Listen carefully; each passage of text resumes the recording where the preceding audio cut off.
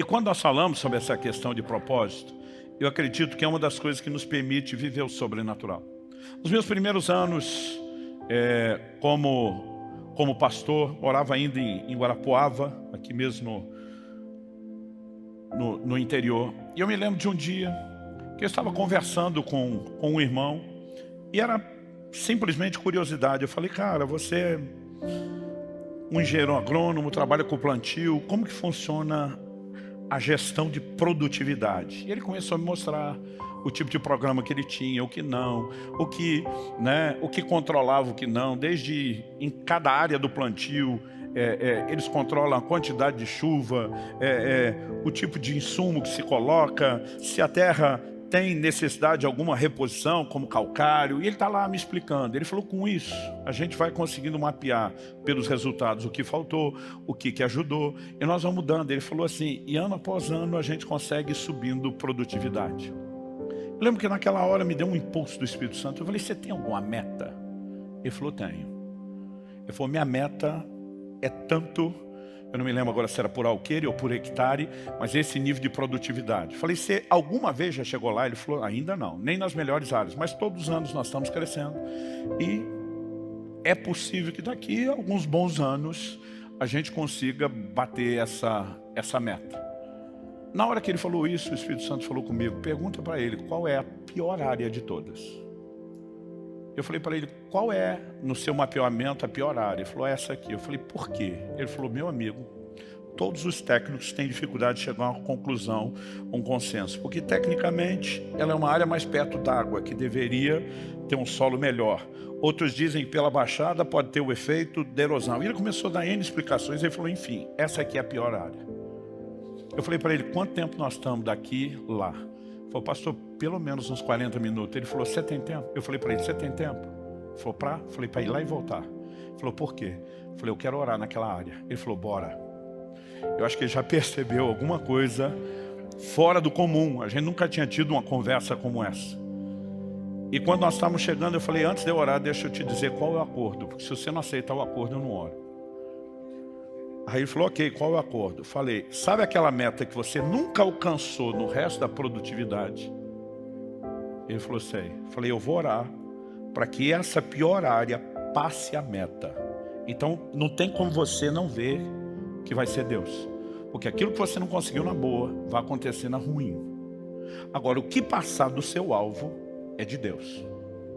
Ele fechado. Eu falei, rápido assim, não vai nem pensar. Ele falou, pastor, eu nunca cheguei na meta nem na parte boa. O senhor está dizendo que eu posso chegar na meta na ruim?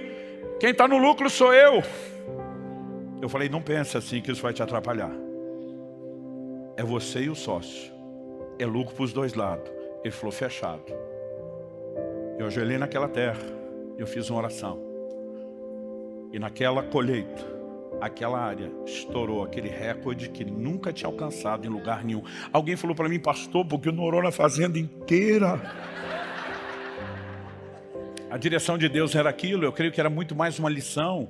E eu não estou dizendo que isso tem que acontecer o tempo todo, em toda a colheita, mas eu quero tomar isso como exemplo e te dizer, eu e você precisamos aprender a entrar num lugar onde a gente começa a dizer, Senhor, mais do que aquela parte do lucro que me interessa, como um sócio ajudante seu para incrementar os seus interesses e financiar os seus projetos, o que é que nós podemos fazer junto? Como que nós podemos romper? Como nós podemos ir além? Quando nós estávamos na fase de reforma do prédio, depois de desfazer de tudo que eu tinha, chegar até o limite, não tem mais nada para ajudar isso aqui, eu comecei a orar. E falei, o Senhor é o Deus que fez render aquela fazenda, aquela parte ruim, extrapolar o recorde, me dá condições de ganhar dinheiro. Me dá alguma ideia, me dá alguma coisa que eu nunca tive, né? A capacidade de gerar recursos para que eu possa colocar mais. Eu quero pôr mais, eu não quero parar aqui. Enquanto eu orava por isso, não foi no primeiro dia, não foi na primeira semana, não foi no primeiro mês, mas eu fiquei insistindo. Eu lembro do dia onde o Espírito Santo falou de um projeto antigo que eu tinha. E ele sempre dizia, não é a hora. E ele me disse, chegou a hora. Comece a gravar os cursos online.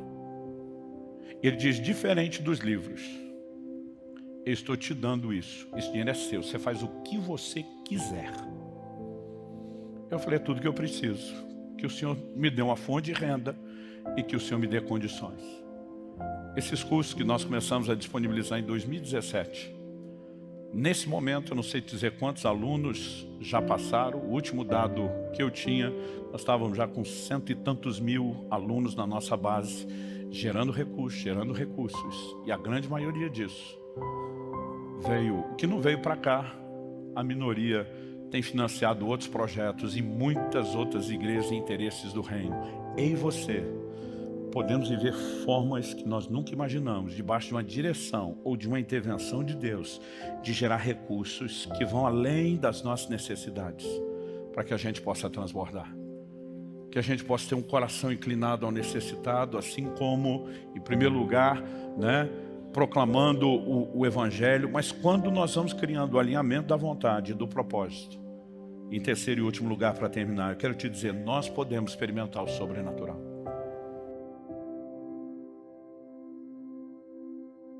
Obrigado por ter assistido o nosso vídeo. Esperamos que tenha ajudado de alguma forma.